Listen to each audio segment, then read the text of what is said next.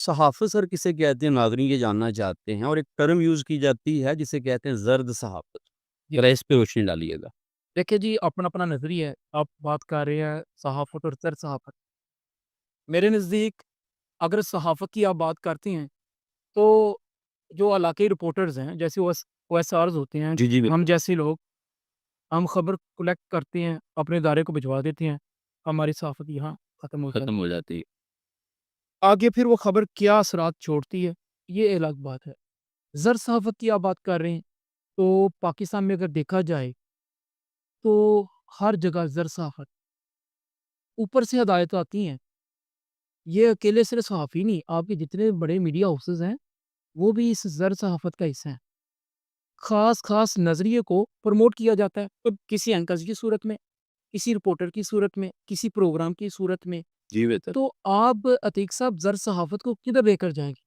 اگر پاکستان میں اس وقت جو موجودہ صورتحال ہے، اس میں جو صحافت ہو رہی ہے وہ صرف زر صحافت ہو رہی ہے۔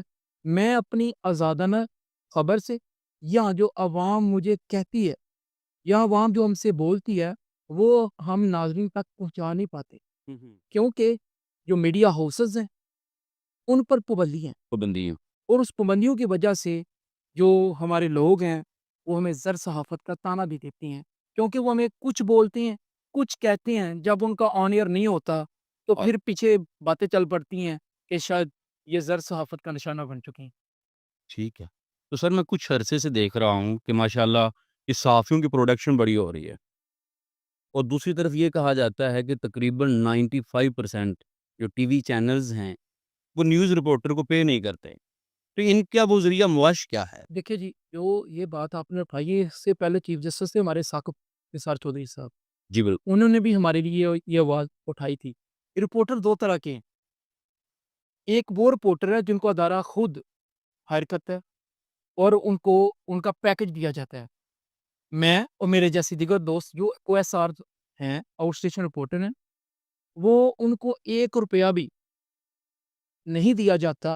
ہم خود سے اپنی خبر کی کلیکشن تک، اس کو فائل کرنے تک ٹھیک ہے، اپنی پاکٹ سے خرچ کرتے ہیں اور پھر ادارے کو بھجواتے ہیں۔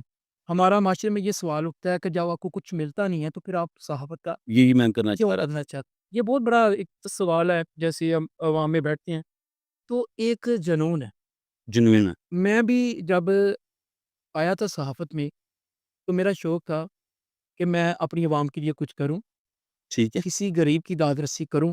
اس سے بہتر مجھے کوئی چیز نہیں مل پائی جو ایک صحافی کر سکتا ہے۔ ہماری آواز اعلیٰ حکام تک، عوانوں تک پہنچ پاتی ہے، جس سے کسی کی داد رسی ہو جاتی ہے۔ اور ابھی دوسرا سوال یہ فرما رہے تھے عتیق صاحب کہ صحافی بہت زیادہ پھیلا ہو رہی ہے۔ دیکھیں، آج کے دور میں، اگر جدید دور میں ہم صحافت کی ڈیفینیشن کر لیں نا، جس کے پاس موبائل ہے، جو لکھ سکتا ہے، جو اور پڑھ وہ سکتا ہے، جو ٹھیک ہے، بول سکتا ہے، وہ صحافی۔ وہ صحافی۔ آج کل جو پہلے ہماری صحافت تھی اسے تو ڈیجیٹل میڈیا نے ختم کر دی ہے۔ پہلے ایک دن ہم خبر آتی تھی، اس کو ہم ای میل کرتے تھے، اگلے دن وہ چھپتی تھی، ٹھیک ہے؟ پھر کیا ہوتا ہے، بڑے بڑے ہم کیمرے لے کر جاتے تھے، پھر ان کو ایف ٹی پی کرنا، یعنی ان کو آج پھر واٹس ایپ آ گیا۔ آج یہ دور ہے کہ صحافت کو، جو صحافی نہیں ہے، خود ساختہ بنے ہوئے ہیں ڈیجیٹل، وہ کیا کرتے ہیں کہ ہم سے پہلے خبر کو واٹس ایپ میں، سوشل میڈیا پیجز پہ لگا دیتے ہیں، اور اسی سے اس کا اثر ہو جاتا ہے، اور ہم کئی کئی گھنٹے خبر کا ویٹ کرتے ہیں۔ ایک بات آپ کی بڑی اچھی ہے عتیق صاحب، جو سوال آپ نے اٹھایا ہے کہ صحافی بہت زیادہ پیدا ہو گئے ہیں۔